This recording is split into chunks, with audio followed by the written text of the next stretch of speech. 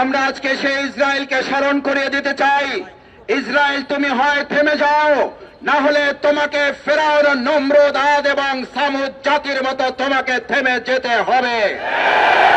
ইসরায়েলের আজকের এই হুঙ্কার, নেতানিয়াহু যেটা বলেছে অহমিকা এবং দম্ভ করে, এটা শেষ নয়, এটা শুরু মাত্র।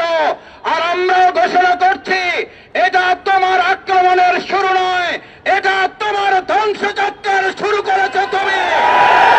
নেতানিয়াহু ইসরায়েলকে গোটা পৃথিবীতে নিষিদ্ধ করতে হবে, ইসরায়েলের রাষ্ট্রকে নিষিদ্ধ করতে হবে, ইসরায়েলের বসতি স্থাপনকে নিষিদ্ধ ঘোষণা করতে হবে।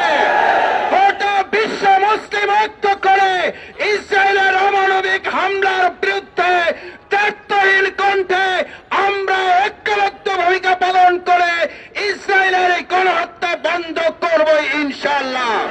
সংগ্রামী ভাই এবং বন্ধুগণ, আমরা দায়িত্বহীন কণ্ঠে বলতে চাই, চুক্তি লঙ্ঘন করার পর রাসূল করিম সাল্লাল্লাহু আলাইহি সাল্লামের মক্কা বিজয় নির্ধারিত হয়েছিল।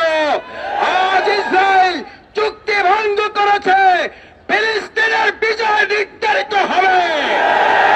আমরা সেই বিজয়ের জন্য ফিলিস্তিনি ভাই বোনদের পাশে দাঁড়িয়ে মক্কা বিজয়ের মতো চুক্তি ভঙ্গকারী তৎকালীন কাফির মুশরিকদের ধ্বংস যেমন জাতি দেখেছে, ইসরায়েলের ধ্বংস এই জাতি দেখবে।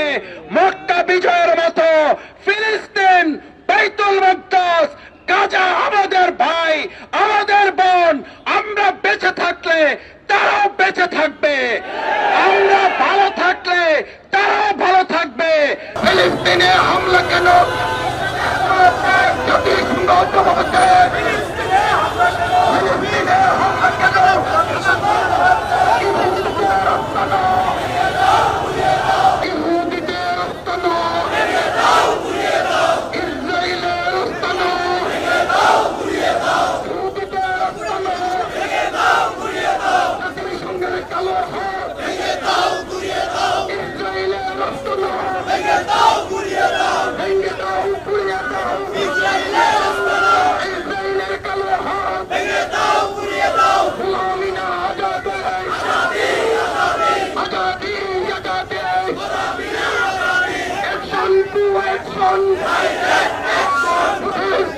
হামলা কেন?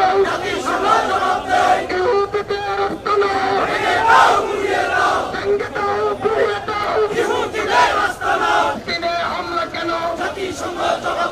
মানবতার শত্রু, মুসলমানদের শত্রু,